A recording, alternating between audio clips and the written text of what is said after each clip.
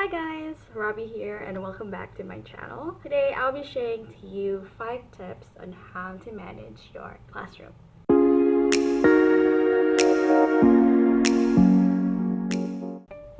So as you know, I've been teaching since 2001. All of this tips is based from personal experience with teaching elementary and junior high school. And I hope that they are going to help you, especially for new teachers and even seasoned ones, in terms of managing your classroom. So, here we go. Tip number 1, create a profile for your students. First day of school, first meeting with your students, come up with a survey wherein you can gather all the information about the students. Their phone number, their address, their birthdays, all other information that you might need for the school year.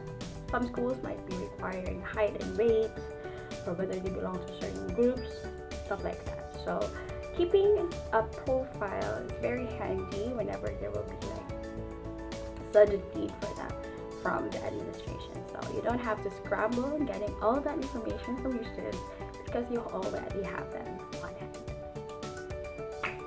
Tip number 2. Learn as much as you can about your students in terms of their talents, their skills, their interests. What I do is at the beginning of the school year, I come up with another survey to find out what are their interests, what are their multiple intelligences. If you're interested in that, I will put the link of that survey if you want to know what kind of students you have in your classroom. And how does this help me manage my class is that it makes my lessons much more interesting because I would incorporate their interest in my lesson plans. So I will know and I will be able to hold their attention much longer because my lessons are in their interests and they'll be interested to learn about the lesson. Tip number 3. Set proper expectations. Again, at the beginning of the school year, when you are getting to know the students, this is the best time to be able to establish ground rules in your classroom. Normally in a school they would have their own school rules, but it will be best if you have establish your own rules in your classroom and how you want it played out in your class, basically. So setting proper expectations actually helps minimize behavioral problems in the future because you've already set boundaries for you and for your students. And it would be best if you and the student come up into an agreement that this will be the set of rules and the consequences, and they will be able to understand and know what to expect when they go beyond those boundaries that you set together.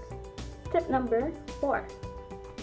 That being said about proper expectations, it also requires that you as a teacher, being the leader, in the classroom, you have to be, I make sure that I enforce the rules that we agreed upon in the class. So as students, especially for younger ones, they tend to test the teachers, try to see how far they can go when it comes to going against the boundaries that we've set. So teachers, don't be scared, right?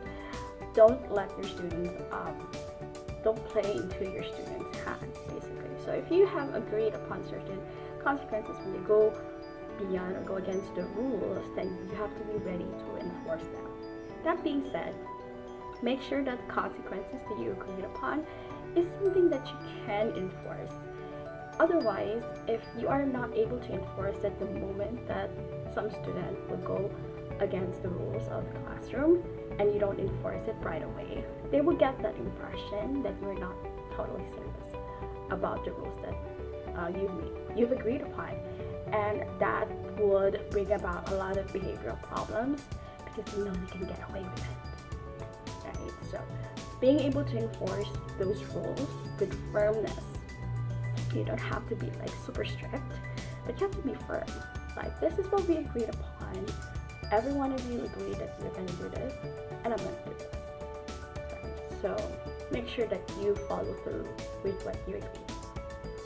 Tip number 5, have fun with your students, right?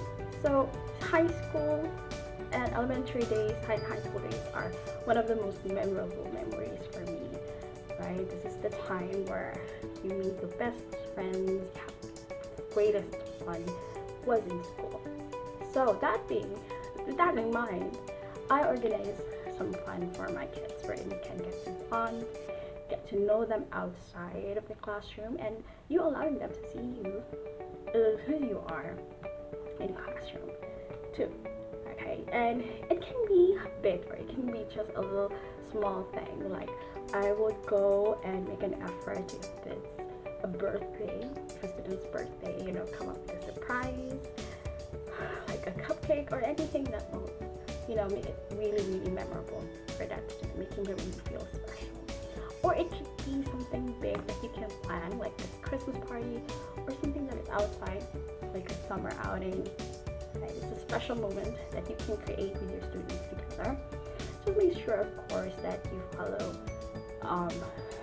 consent, and it's somewhere that all of you can enjoy and think about security and stuff like that.